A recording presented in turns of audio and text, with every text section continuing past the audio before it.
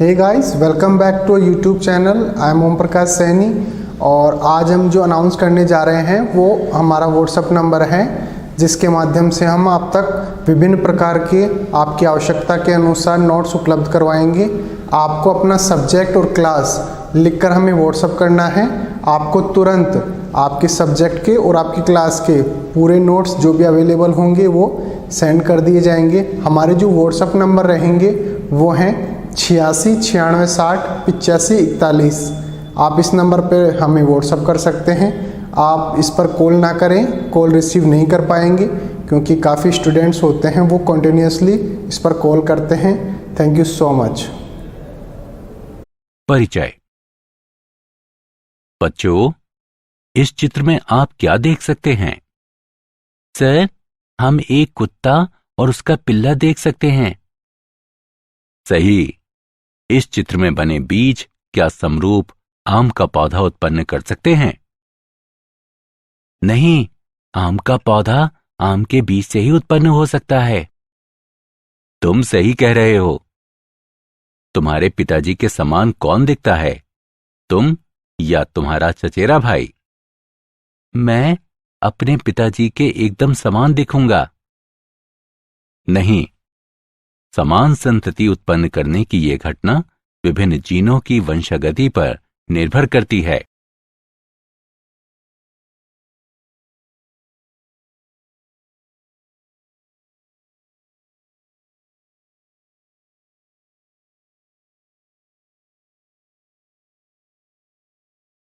उद्देश्य।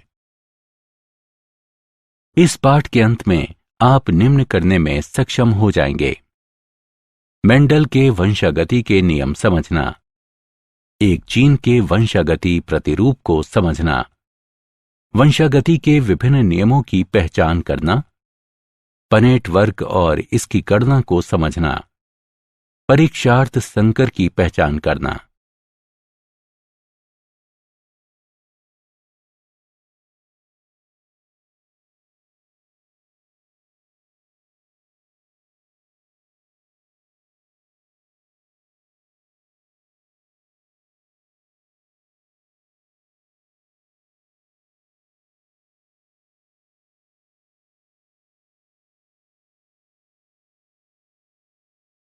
मेंडलवाद। मेंडल को आनुवंशिकता का जनक कहा जाता है। उन्होंने पाइसम सेटाइवम यानी मटर की 7 किस्मों पर प्रयोग किया। प्रारंभ में कुछ कारणों की वजह से उनके परिणाम स्वीकार नहीं किए गए, लेकिन वर्ष 1900 में Hugo de Vries, curl Correns और इरिक वॉन शेरमॉक द्वारा उनके परिणामों की पुनः खोज की गई।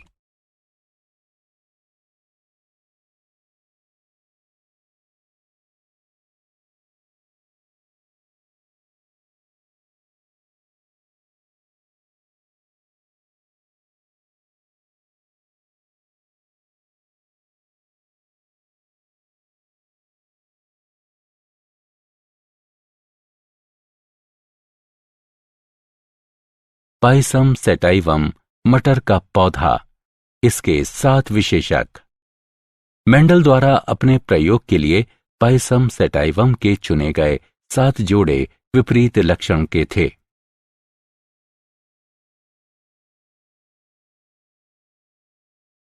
मटर का पौधा ही क्यों? मेंडल ने अपने प्रयोग के लिए मटर के पौधे का चयन निम्नलिखित कारणों से किया। विशेषकों के लिए मटर के पौधे की अनेक किस्में वैकल्पिक रूपों के साथ उपलब्ध थीं। मटर के पौधों में स्वपरागण होता है, इसलिए शुद्ध नस्ल आसानी से प्राप्त की जा सकती थी। मटर का पौधा आसानी से वृद्धि कर सकता है। मटर के पौधे में छोटी जीवन अवधि होती है। इसके पुष्प द्विलिंगी होते हैं। मेंडल के प्रयोग के चरण। मेंडल का प्रयोग 3 चरणों में संपन्न किया गया। वास्तविक प्रजनन। मेंडल द्वारा नोट किए गए 7 लक्षण जनकों से संतति में पहुंचते हैं कि नहीं, ये जानने के लिए उन्होंने 7 प्रकार के पौधों से स्वपरागण द्वारा उत्पन्न बीज लिए। मेंडल ने इन सभी को शुद्ध लक्षण नाम दिया। शुद्ध पौधों का संकरण। पौधों की दो अलग अलग किस्मों पर परागण से संकर पौधे उत्पन्न करती है जो F1 पीढ़ी बनाते हैं। संकरों में स्वपरागण। F2 पीढ़ी उत्पन्न करने के लिए प्रत्येक F1 संतति का स्वपरागण कराया गया। एक जीन की वंशागति। मटर के पौधों की लंबी और बौनी किस्मों के बीच एकल संकर क्रॉस निम्नानुसार है। एकल संकर क्रॉस के परिणाम। जीन। मेंडल ने देखा कि कुछ स्थायी कारक अपरिवर्तित रूप में जनक से संतति तक अग्रसित होते थे। ये कारक जीन कहलाते हैं। अलील। जीन जो विपर्यास विशेषकों के युग्म के लिए संकेत होते हैं अलील कहलाते हैं। समयुग्मजी जीव। अलील के समान युग्म वाले जीव। विषम युग्मजी जीव। अलील के अलग अलग युग्मों वाले जीव। एकल संकर क्रॉस। प्रभावी जीन।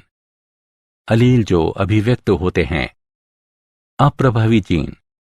जीन जो अभिव्यक्त नहीं होते हैं या प्रभावी जीन की अनुपस्थिति में अभिव्यक्त होते हैं। जीनोटाइप। किसी लक्षण की संबंधित अभिव्यक्ति के लिए आनुवंशिक संगठन। फिनोटाइप। दो जीनों के संयोजन के कारण दिखाई देने वाली दृश्य अभिव्यक्ति।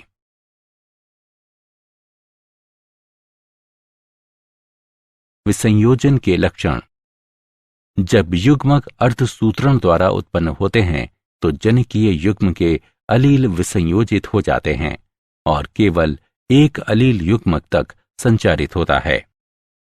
अलील का यह विसंयोजन एक यादृच्छिक प्रक्रिया है और इसलिए युग्मक में कोई एक अलील होने की संभावना 50% होती है।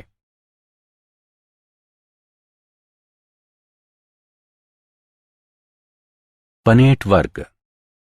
पनेट वर्ग आनुवंशिक संकरण में संतति के सभी संभाव्य जीनोटाइपों की प्रायिकता की गणना करने को एक आलेखीय निरूपण है। उदाहरण के लिए बड़ा टी छोटा टी यानी नर का क्रॉस, बड़ा टी छोटा टी यानी मादा एक आंतरिक F1 संकरण है। निम्नानुसार पनेट वर्ग बनाने के लिए एक जनक के अलील के एक सेट को सबसे ऊपर रखें और दूसरे जनन के अलील का दूसरा सेट एक तरफ रखें।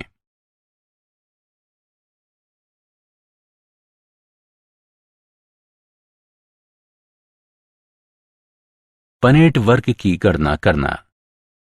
निम्नलिखित उदाहरण में दर्शाए गए रूप में अलील को केवल एक साथ जोड़कर संतति की अलील संरचना का निर्धारण करें।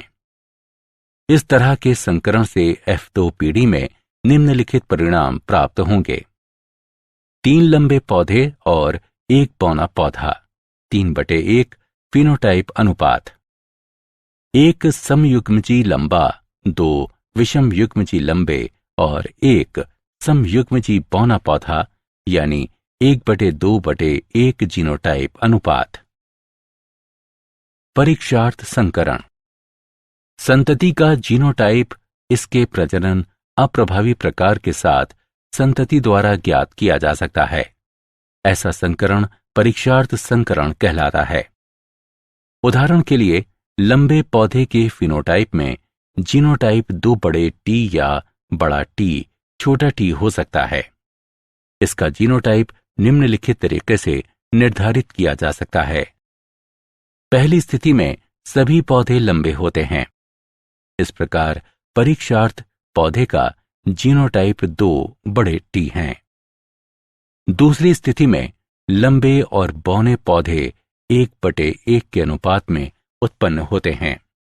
इस प्रकार परीक्षार्थ पौधे का जीनोटाइप बड़ा टी छोटा टी है।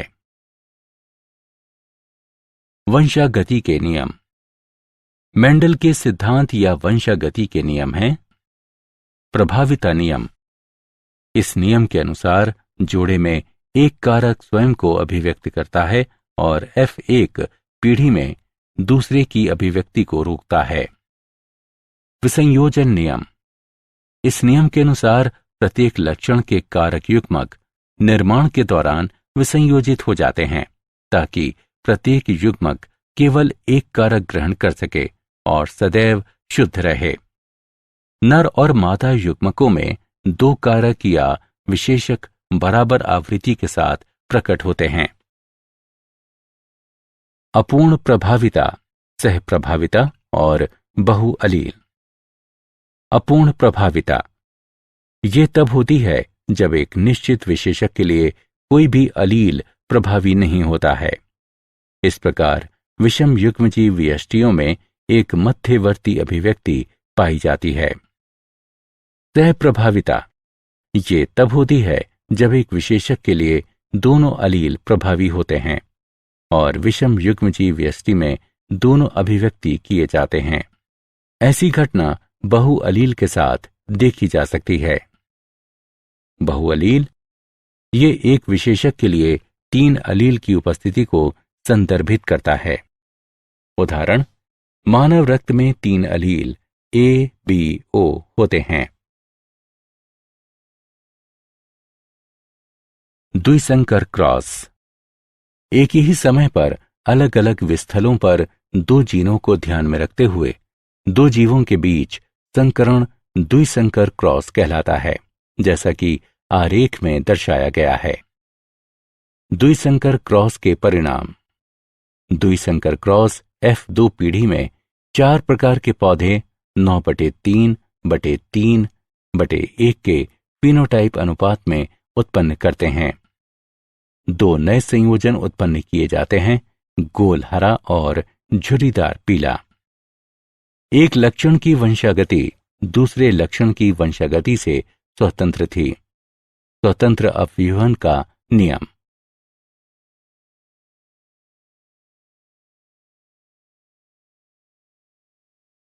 स्वतंत्र अपव्यूहन का नियम। स्वतंत्र अपव्यूहन का नियम समजात गुणसूत्र के विभिन्न जोड़ों में स्थित कारकों या अलील के विभिन्न लक्षण युग्मक निर्माण के दौरान अपने विसंयोजन में एक दूसरे से स्वतंत्र होते हैं और निषेचन द्वारा संतति में एक साथ आ जाते हैं। क्या आप जानते हैं, पादप जीनों का अध्ययन करने के लिए मेंडल के नियमों का अनुप्रयोग द्वितीय पीढ़ी के जैव ईंधनों के लिए महत्वपूर्ण संपृक्त ऊर्जा फसलों को उत्पन्न करने के लिए लागू किए जाते हैं, जैसा कि सोयाबीन उत्पादों की किस्में। सारांश। आइए हमने जो कुछ सीखा है उसे संक्षेप में दोहराएं। मेंडल ने सबसे पहले इस घटना का क्रमबद्ध अध्ययन किया। मेंडल ने बताया कि लक्षणों के नियामक कारक, जिन्हें बाद में जीन कहा गया, जोड़े में पाए जाते हैं जो अलील कहलाते हैं। उन्होंने देखा कि संतति में लक्षणों की अभिव्यक्ति भिन्न प्रथम पीढ़ी यानी F1, द्वितीय पीढ़ी F2 और अगली पीढ़ियों में एक निश्चित प्रकार से होती है। अप्रभावी लक्षणों की अभिव्यक्ति केवल समयुग्मजी अवस्था में होती है।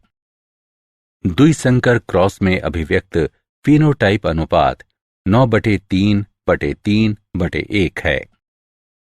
वंशागति के 3 नियम प्रस्तुत करते हैं: प्रभावी विसंयोजन का नियम और स्वतंत्र अपव्यूहन का नियम। मानव रक्त समूह में एक विशेषक A-B-O के लिए 3 अलील होते हैं। अपूर्ण प्रभाविता तब होती है जब एक निश्चित विशेषक के लिए कोई भी अलील प्रभावी नहीं होता है। परिचय। बच्चों, जीन क्या होते हैं?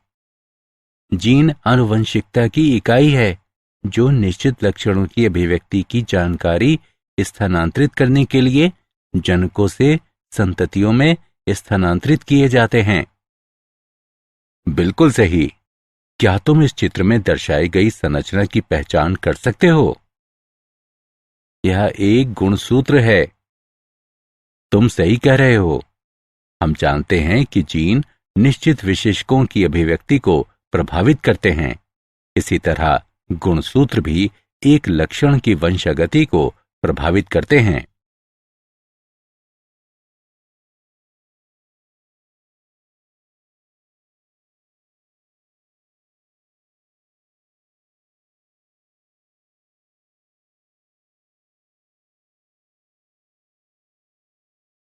उद्देश्य।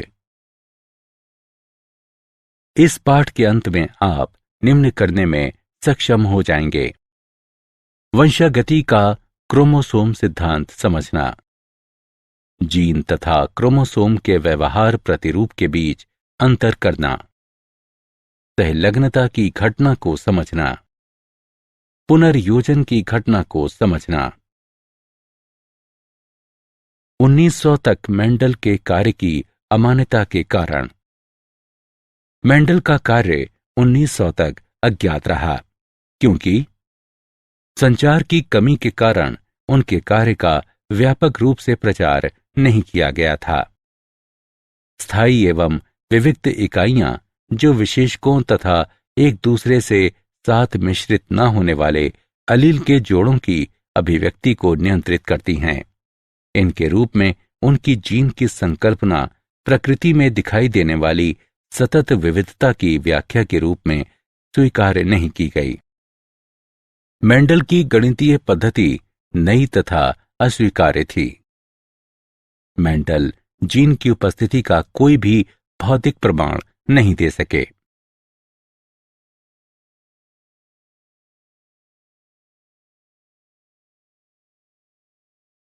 क्रोमोसोम यानी गुणसूत्र की खोज। 1900 में क्रोमोसोम की पहचान केंद्रक के भीतर रंगीन कार्य के रूप में की गई, जो कोशिका विभाजन के ठीक पहले द्विगुणित और विभाजित होने में भी सक्षम थे। परिणाम स्वरूप डी व्रीज, कॉरेंस और वॉन शेरमाक ने मेंडल के कार्यों की पुनः खोज की। सन 1902 में अर्धसूत्री कोशिका विभाजन के दौरान क्रोमोसोम की गति की पहचान की गई।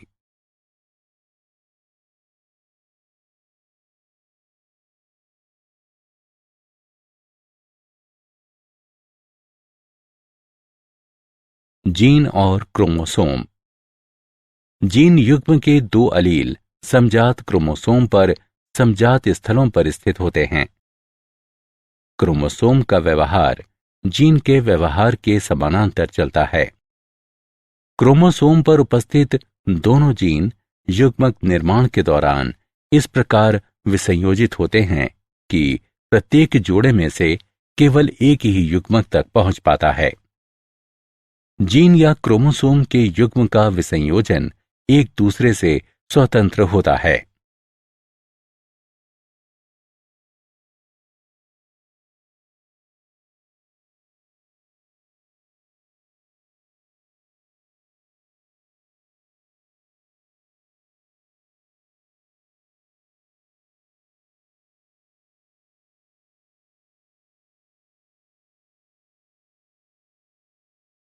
गुणसूत्रों का स्वतंत्र अपव्यूहन।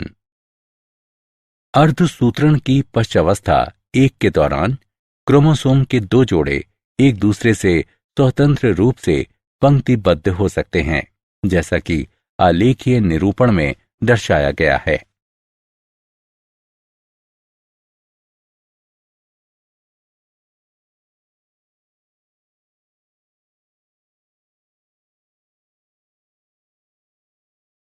वंशागति का क्रोमोसोम सिद्धांत। सटन और बोवेरी ने सन 1902 में स्वतंत्र रूप से वंशागति का क्रोमोसोमवाद या क्रोमोसोम सिद्धांत प्रस्तुत किया। सिद्धांत के अनुसार आनुवंशिक जानकारी जीन द्वारा ले जाई जाती है जो क्रोमोसोम के भाग हैं। सटन और बोवेरी के अनुसार क्रोमोसोम युग्म का जोड़ा बन जाना या अलग होना अपने में ले जाए जा रहे कारकों के युग्म के विसंयोजन का कारण बनेगा।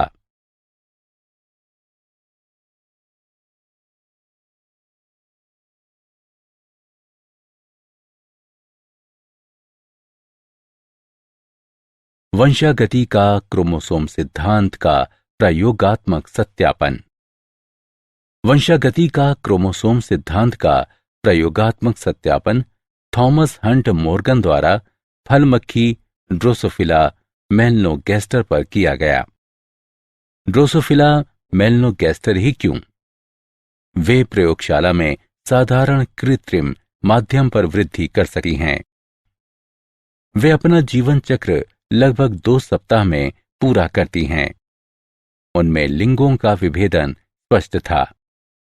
इनकी आनुवंशिक विविधताओं को कम क्षमता वाले माइक्रोस्कोप से देखा जा सकता है।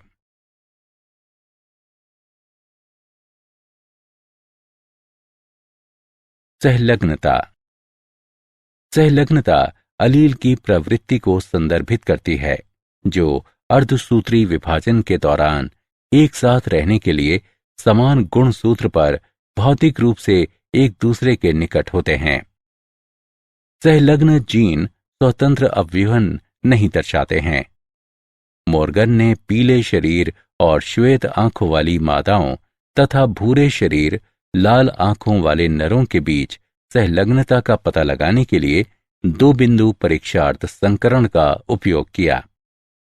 उन्होंने देखा कि 2 जीन स्वतंत्र रूप से विसंयोजित नहीं हुए और F2 फिनोटाइप अनुपात अपेक्षित अनुपात 9/3/3/1 से भिन्न था।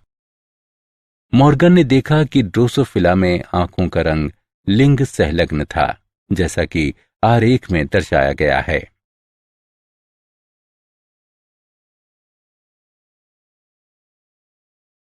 विनिमय। विनिमय समजात गुणसूत्रों के बीच गुणसूत्रों का भौतिक आदान प्रदान को संदर्भित करता है। ये अर्धसूत्री विभाजन एक की पूर्वावस्था में होता है।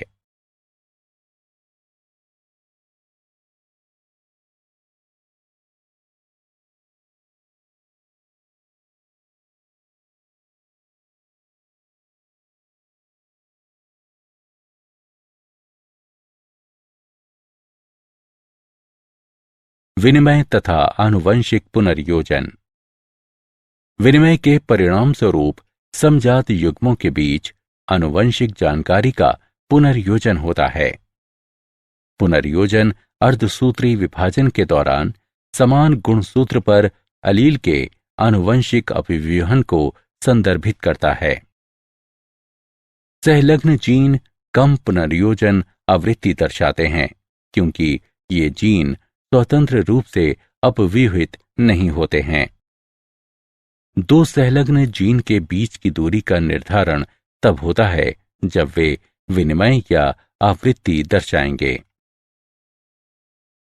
आनुवंशिक मानचित्रण। सहलग्नता मानचित्र गुणसूत्र पर उपस्थित जीनों की व्यवस्था के अनुरूप होता है। समान गुणसूत्र पर उपस्थित जीन युग्मों के बीच पुनर्योजन आवृत्ति का उपयोग जीनों के बीच की दूरी मापने तथा गुणसूत्र पर इनकी स्थिति का मानचित्र बनाने के लिए किया जा सकता है। आनुवंशिक मानचित्र दूरी बराबर पुनर्योजन युग्मकों की संख्या गुणा 100 बटे कुल युग्मक। आनुवंशिक मानचित्र दूरी सेंटीमोर्गन में मापी जाती है।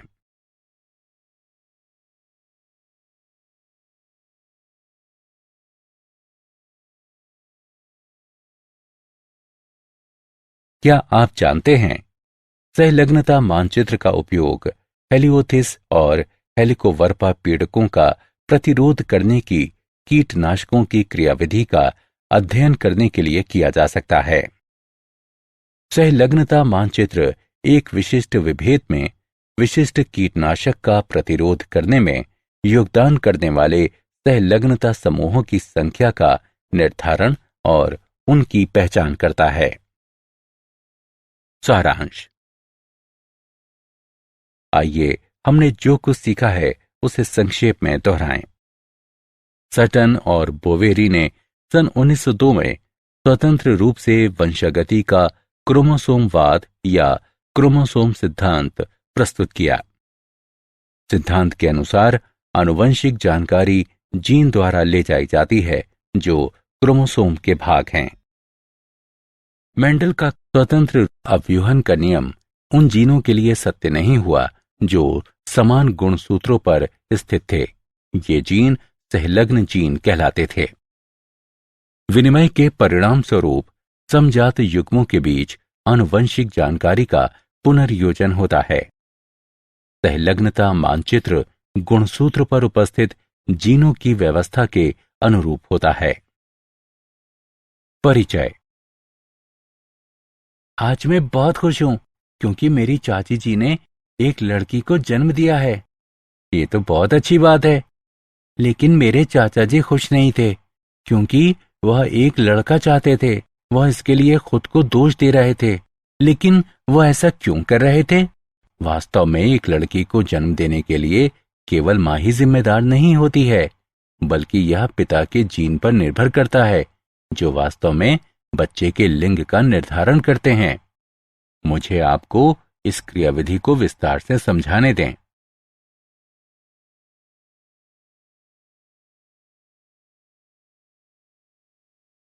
उद्देश्य।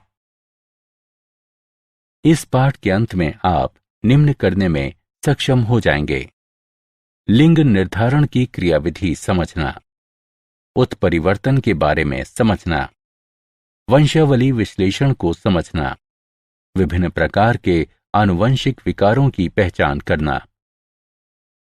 लिंग निर्धारण। गुणसूत्रों को दो प्रकार में वर्गीकृत किया जा सकता है: लिंग गुणसूत्र और अलिंग गुणसूत्र।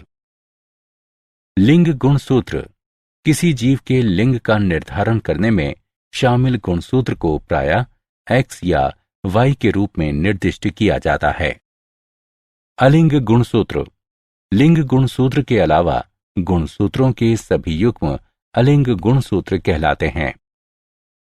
लिंग निर्धारण क्रियाविधि को तीन प्रकार में वर्गीकृत किया जा सकता है: XO प्रकार, XY प्रकार, ZW प्रकार।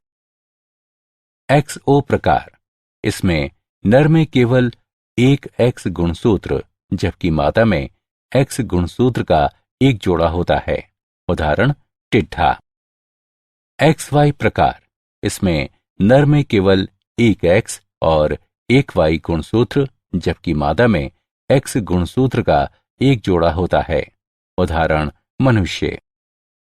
ZW प्रकार, इसमें मादा में केवल एक Z और एक W गुणसूत्र जबकि नर में Z गुणसूत्र का एक जोड़ा होता है।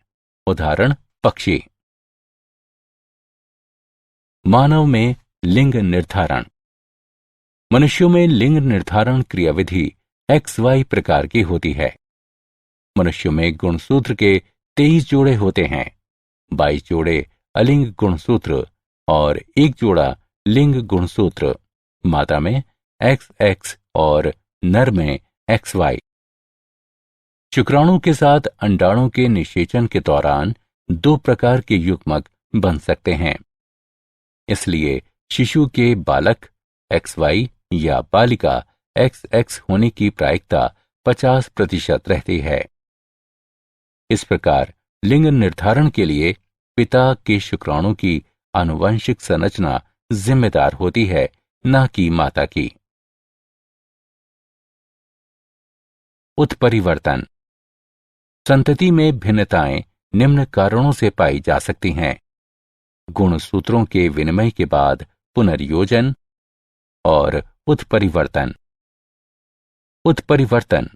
उत्परिवर्तन एक घटना है जिससे DNA अनुक्रम में फेरबदल हो जाता है और फलस्वरूप जीव के जीनोटाइप तथा फिनोटाइप में परिवर्तन हो जाता है।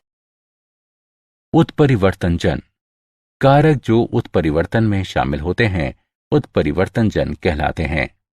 उत्परिवर्तनजन हो सकते हैं रसायन जैसे कि क्षारीकरण अभिकर्मक, विकिरण जैसे कि पराबैंगनी किरणें, आयनकारी विकिरण आदि, विषाणु और भौतिक अभिकर्मक।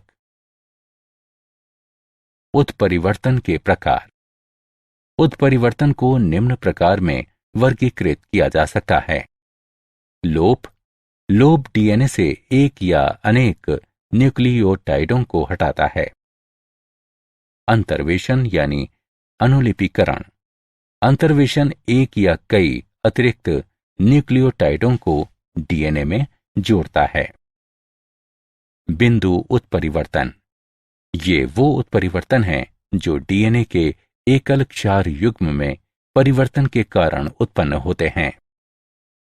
फ्रेम शिफ्ट उत्परिवर्तन, इसमें एक या कई क्षारों को निविष्ट या निष्कासित किया जाता है। परिणाम स्वरूप डीएनए अनुक्रम महत्वहीन बन जाता है। वंशावली विश्लेषण। वंशावली विश्लेषण परिवार की अनेक पीढ़ियों में विशेषकों का विश्लेषण वंशावली विश्लेषण कहलाता है। वंशावली यह पारिवारिक संबंधों का एक आरेख है जिसमें लोगों को निरूपित करने के लिए प्रतीकों और आनुवंशिक संबंधों को निरूपित करने के लिए रेखाओं का प्रयोग किया जाता है। वंशावली में उपयोग किए जाने वाले कुछ बुनियादी प्रतीक हैं।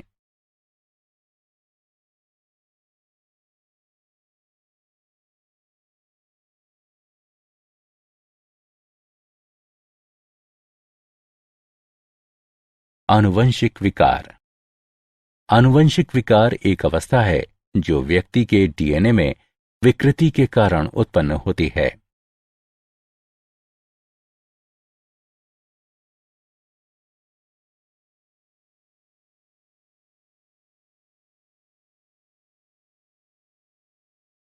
मेंडलीय विकार एक आनुवंशिक रोग जो वंशागति के मेंडलीय प्रतिरूप को दर्शाता है और डीएनए की संरचना में एकल उत्परिवर्तन द्वारा होता है, मेंडलीय विकार कहलाता है। ऐसा रोग विशेषक प्रभावी या अप्रभावी हो सकता है। ऐसे विशेषकों के संचरण का निर्धारण करने के लिए वंशावली विश्लेषण का उपयोग किया जा सकता है। अलिंग गुणसूत्र प्रभावी वंशावली, अलिंग गुणसूत्र अप्रभावी वंशावली।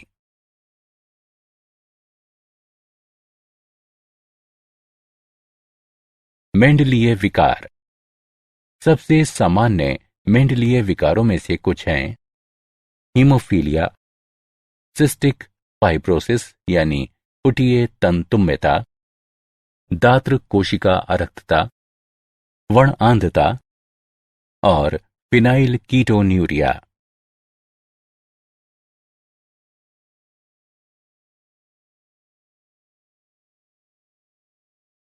हीमोफीलिया यह लिंग सहलग्न अप्रभावी विकार है जो रुधिर स्कंदन को नियंत्रित करने की शरीर की क्षमता को क्षीण करता है। यह कुछ स्कंदन कारकों की कमी के कारण होता है। इस विशेषक का संचार वाहक मादाओं से अप्रभावित नर संतति में होता है। मादा की हीमोफीलिया से रोगग्रस्त होने की संभावना विरल होती है क्योंकि ऐसी मादा की माता में कम से कम वाहक और पिता को हीमोफीलिया से ग्रस्त होना आवश्यक होता है जो अधिक वय तक जीवित नहीं रह पाता। निम्नलिखित चार्ट हीमोफीलिया के संचार को दर्शाता है।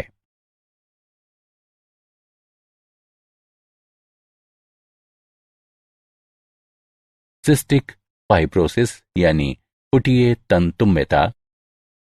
सिस्टिक फाइब्रोसिस एक आनुवंशिक विकार है जो CFTR प्रोटीन की जीन कोडिंग के विलोपन के कारण होता है। यह गुणसूत्र 7 की लंबी भुजा पर स्थित होती है। प्रायः 3 न्यूक्लियोटाइड की हानि होती है जिसके परिणाम स्वरूप CFTR प्रोटीन के अनुक्रम और रचना में परिवर्तन हो जाता है जिससे ये अपक्रियात्मक हो जाती है। CFTR प्रोटीन कोशिका पृष्ठ झिल्ली के पार क्लोराइड आयनों के परिवहन को नियंत्रित करती है। इससे जीव का वैद्युत अपघट्य संतुलन क्षतिग्रस्त हो जाता है और फलस्वरूप बहिस्रावी ग्रंथियों में परिवर्तन हो जाता है। फेफड़े का झिल्ली स्तर असामान्य रूप से गाढ़ा श्लेष्म उत्पन्न करता है जिसके परिणाम स्वरूप बार बार संक्रमण होता है और सांस लेने में कठिनाई होती है। रोग अग्नाशय की एंजाइमी विफलता को भी बढ़ावा देता है जिसके कारण भोजन के पाचन और अवशोषण में विकार उत्पन्न हो जाते हैं। इन ग्रंथियों में लंबे समय तक स्राव के धारण के कारण स्रावी अंगों जैसे कि यकृत तथा अग्नाशय में फाइब्रोसिस हो जाती है। स्रावी अपक्रिया के कारण श्वेत ग्रंथि सोडियम क्लोराइड की अधिक सांद्रता वाला पसीना उत्पन्न करती है, जिसे नमकीन श्वेत के रूप में जाना जाता है। दात्र कोशिका अरक्तता यानी सिकल सेल एनीमिया। यह अलिंग अप्रभावी विशेषक है जो जनक से संतति में तब पहुंचता है जब दोनों जनक जीन के वाहक होते हैं। रोग का नियंत्रण अलील का एकल जोड़ा HbA और HbS करता है। Hb की घात S के लिए केवल समयुग्मजीव व्यक्ति ही रोगग्रस्त फिनोटाइप दर्शाते हैं। इस विकार का कारण हीमोग्लोबिन की बीटा श्रृंखला की छठी स्थिति पर स्थित वैलीन द्वारा ग्लूटेमिक अम्ल का प्रतिस्थापन है। इस प्रकार आरबीसी का आकार बदलकर लंबा दात्राकार हो जाता है।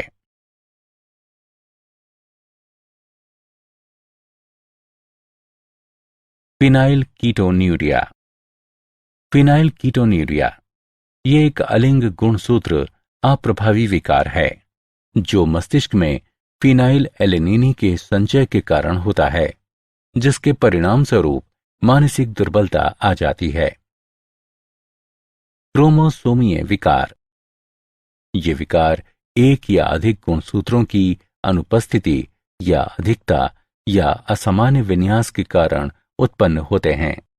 ऐसे विकार हो सकते हैं असुगुणिता, एनियोप्लोइडी, कोशिका विभाजन चक्र के दौरान क्रोमेटिड के विसंयोजन की विफलता के कारण एक क्रोमोसोम की अधिकता या हानि हो जाती है। इसे एनियोप्लोइडी कहते हैं। बहुगुणिता। बहुगुणिता एक अवस्था है जो तब पाई जाती है जब अंत्यावस्था के बाद कोशिका द्रव्य विभाजन नहीं होता है, जिसके परिणाम स्वरूप क्रोमोसोम के पूरे सेट में वृद्धि हो जाती है। ट्राइसोमी। क्रोमोसोम की एक अतिरिक्त प्रति ट्राइसोमी यानी त्रिसूत्रता कहलाती है। मोनोसोमी। जोड़े से एक क्रोमोसोम की अनुपस्थिति मोनोसोमी कहलाती है।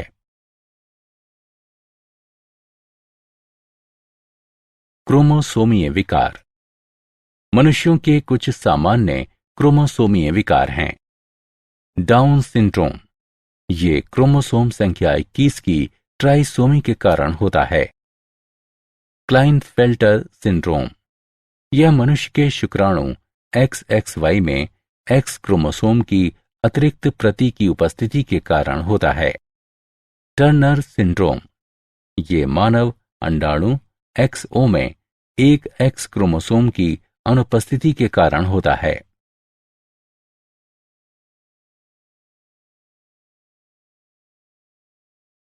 क्या आप जानते हैं डार्नेज अल्फा एक औषधि है जो एक अमेरिकी जैव प्रौद्योगिकी फर्म द्वारा सह रूपांतरण से तैयार की गई है।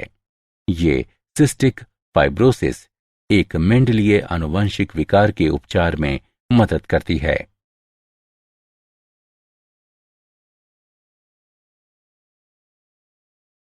सारांश।